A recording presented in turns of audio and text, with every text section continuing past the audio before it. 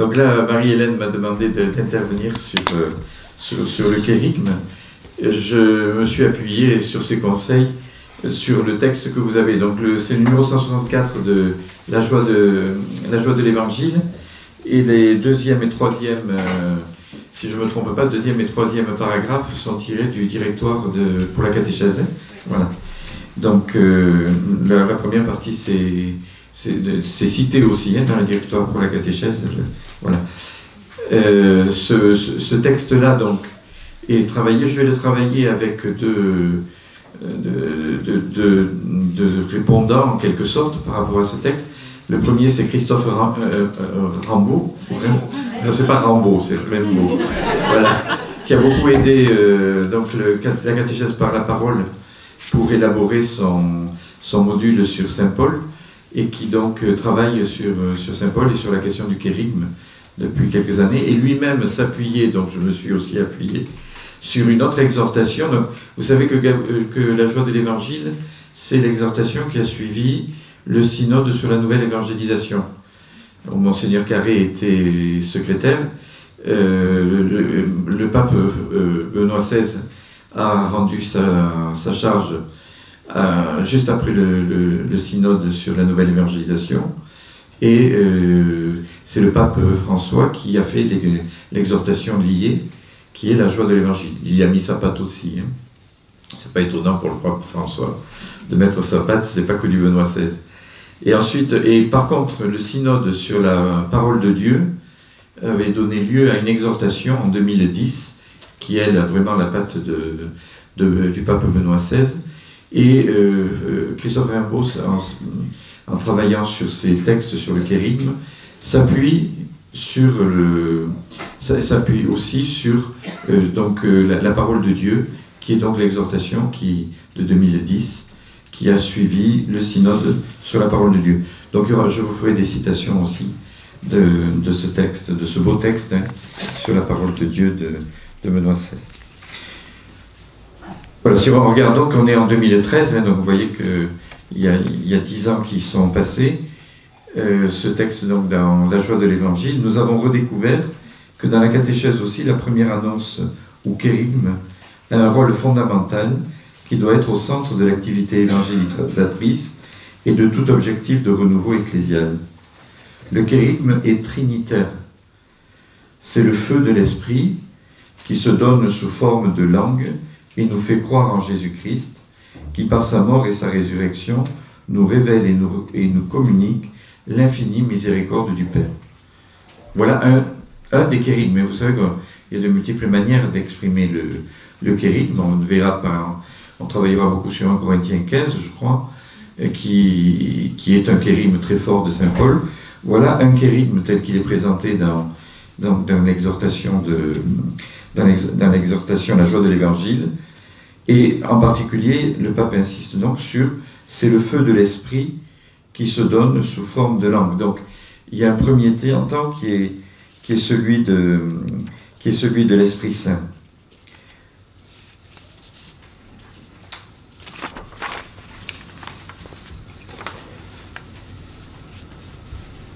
Cette place de l'Esprit Saint, donc, on a dans ce texte, on la retrouve dans le texte donc, de la parole de Dieu.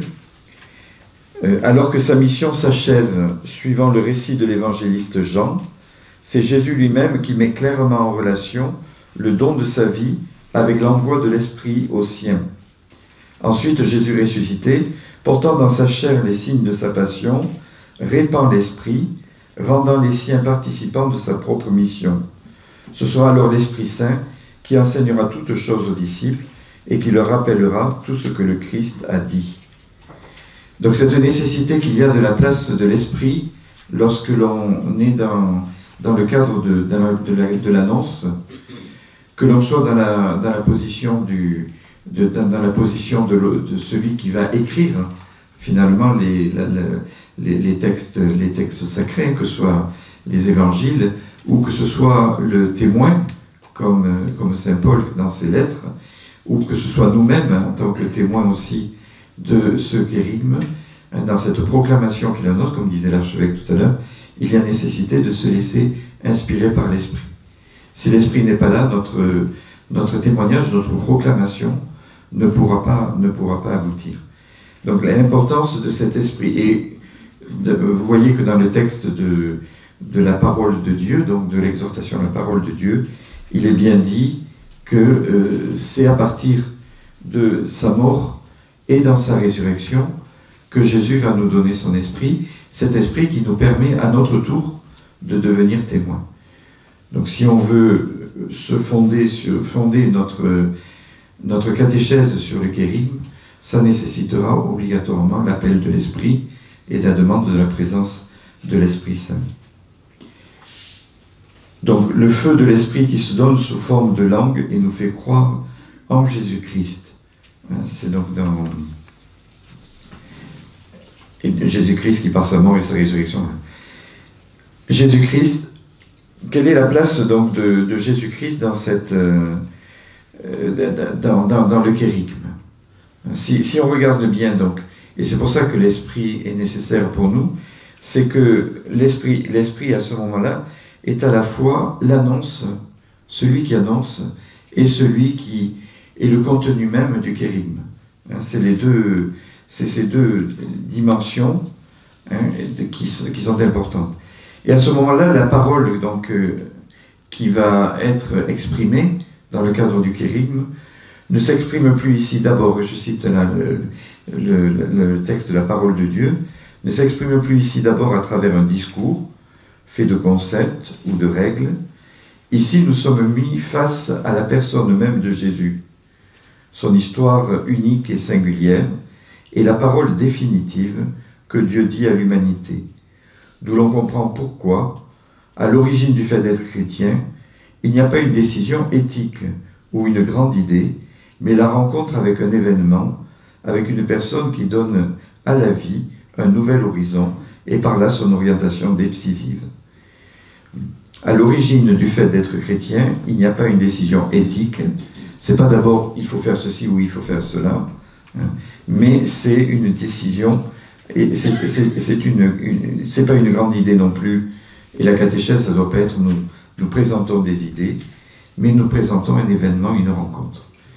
Et cette rencontre, c'est le Christ lui-même qui se donne, et cette rencontre que nous allons faire en tant que témoins, et cette rencontre que nous espérons aussi que notre interlocuteur, lorsqu'on dit le kérigme, cette rencontre qu'il va faire lui-même à notre suite.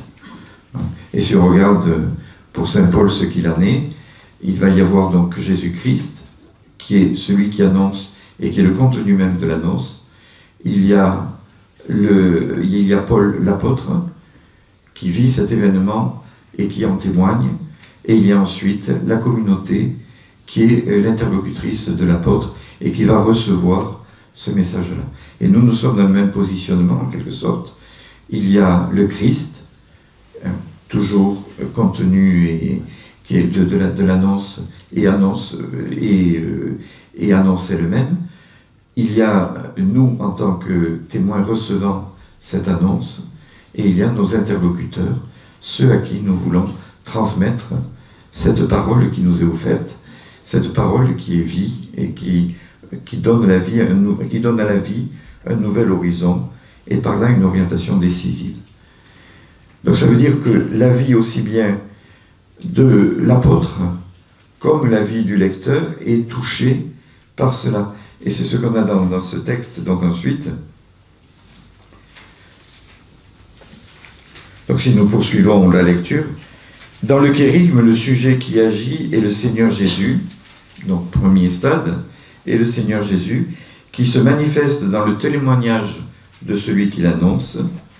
Donc c'est la vie du témoin qui a fait l'expérience du salut, devient donc ce qui touche et émeut l'interlocuteur. Et là nous sommes face donc à saint Paul, et la manière dont il va dire justement qu'il est ce témoin qui répond au sujet qu'est Jésus qui se manifeste dans l'annonce. Saint Paul nous dit dans celui que j'annonce, ce n'est rien d'autre que le Messie crucifié. C'est en 1 Corinthiens 2, chapitre 2, verset 2. Je n'ai rien voulu savoir parmi vous, sinon Jésus-Christ et Jésus-Christ crucifié. Ça dit bien que toute sa vie, finalement, est centrée sur le message qu'il annonce. Donc tout ce qu'il va vivre, tout ce qu'il va ressentir, éprouver en tant que vivant sur cette terre, saint Paul l'oriente et le met d'une manière décisive, une orientation décisive, comme on a entendu tout à l'heure dans le texte de la parole de Dieu. Il y a une orientation décisive de la vie de Paul dans ce témoignage qu'il va faire et dans l'annonce qu'il fait. Dans les Actes des Apôtres, lorsque Paul est à Antioche, il fait ce discours. « Celui que Dieu a ressuscité n'a pas connu la décomposition. C'est grâce à lui que vous vient l'annonce du pardon des péchés. Et cette justification que vous n'avez pas pu trouver dans la loi de Moïse, c'est en lui qu'elle est pleinement accordée à tout homme qui croit. » Donc Jésus à la racine et à la source et au sommet en quelque sorte du kérigme, et ensuite l'apôtre qui transforme sa vie pour être en accord avec l'annonce de Jésus-Christ. Alors si on y reviendra tout à l'heure en regardant le kérigme et l'écriture, mais dans le passage donc dans le texte sur la parole de Dieu, la parole du kérigme dans laquelle nous entrons en tant que témoins et qui va transformer notre vie est une parole très brève et très abrégée. Et Benoît XVI cite à ce moment-là Romains 9, 28, « Le Seigneur accomplira pleinement et promptement sa parole sur la terre. » On peut se dire, mais c'est quand même court, un kérigme, ce kérigme que nous avons c'est le feu de l'esprit qui se donne sous forme de langue et nous fait croire en Jésus-Christ qui, par sa mort et sa résurrection, nous révèle et nous communique l'infinie miséricorde du Père. Et ça s'arrête là, en quelque sorte.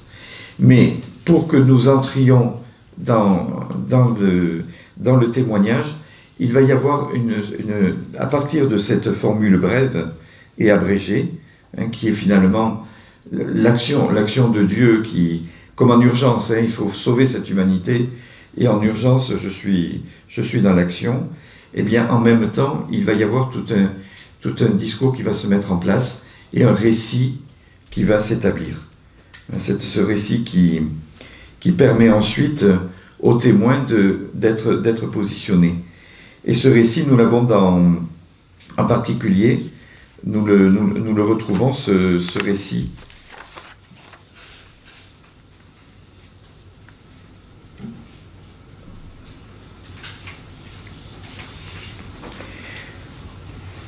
Donc, ce récit, nous le retrouvons nous le retrouvons dans la parabole du bon samaritain. Donc, dans la parabole du bon samaritain, Jésus se retrouve face à un légiste et il veut essayer de l'amener au kérigme, en fait, puisque c'est sa demande. Et sa demande, c'est qui est mon prochain, comment je peux agir. Et donc, dans la brièveté, finalement, de ce qu'est la loi, qu'il présente comme étant aimer Dieu et aimer son prochain, là aussi, nous sommes face à un texte très bref, comme dans le cadre du kérigme, il y a une nécessité d'une mise en récit, et ce récit, donc, de la parabole du bon samaritain, vient déployer, en quelque sorte, et rencontrer la vie de celui qui interpelle Jésus. À partir du kérigme, il faut que nous mettions en récit ce kérigme pour pouvoir rejoindre la vie de celui qui nous interpelle. Dans un premier temps, c'est nous-mêmes, comme Paul, qui devons mettre en récit le kérigme et notre propre vie, comment notre propre vie rejoint la vie donnée du Christ dans sa mort et sa résurrection, donc notre propre vie en tant que témoin et en tant qu'apôtre, comment nous faisons en sorte que notre vie rejoigne cette vie-là. Et lorsque l'on proclame le kérigme, il faut en quelque sorte que le récit soit là aussi pour aider, comme dans le bon samaritain, pour aider le légiste à aller au-delà de ce kérigme, pour que le kérigme rentre en lui et rentre dans sa propre histoire. qu'il touche et qu'il construise sa propre histoire en quelque sorte. Donc il y a cette nécessité dans l'ordre du kérigme de faire en sorte qu'il y ait un récit qui se mette en place pour faire entrer entre notre témoignage, ce que nous vivons, et le kérigme lui-même. Et ce que vous avez éprouvé tout à l'heure, vécu tout à l'heure, finalement, c'est soit dans ma vie, la rencontre de Jésus-Christ, voilà comment je l'ai faite, voilà comment elle s'établit, là on est dans l'ordre du récit, et ce récit vient rencontrer la parole fondamentale, qui est la parole du kérigme. Et en espérant non pas que c'est mon récit en tant qu'apôtre qui va être prioritaire et qui va prendre toute la place, mais ce récit-là va se décaler en quelque sorte pour permettre à celui qui est mon interlocuteur de faire entrer le récit de sa propre histoire dans le kérigme. Donc vous voyez cette nécessité et comment finalement les évangiles, et on y reviendra, se sont construits, comment la parole de Dieu s'est élargie à partir d'une parole qui est tranchante comme le glaive. Elle s'est élaborée dans des récits, dans les évangiles tels que nous les avons. Et en tant que lecteur, donc, lorsque nous lisons l'évangile, eh bien, il y a cette nécessité pour nous, avec l'Esprit Saint toujours, qui est prioritaire, d'intérioriser et de faire en sorte que cet évangile vienne me rejoindre dans ma vie. Et pour cela, si on arrête simplement une parole un peu stress, une parole abrégée en quelque sorte, comme on dit dans Romains 9 au verset 28, cette parole abrégée en quelque sorte de Dieu, elle est abrégée parce qu'elle va se déployer dans la rencontre du témoin et ensuite dans la rencontre de celui à qui est destinée l'annonce. Voilà ce que je voulais exprimer, c'est bon.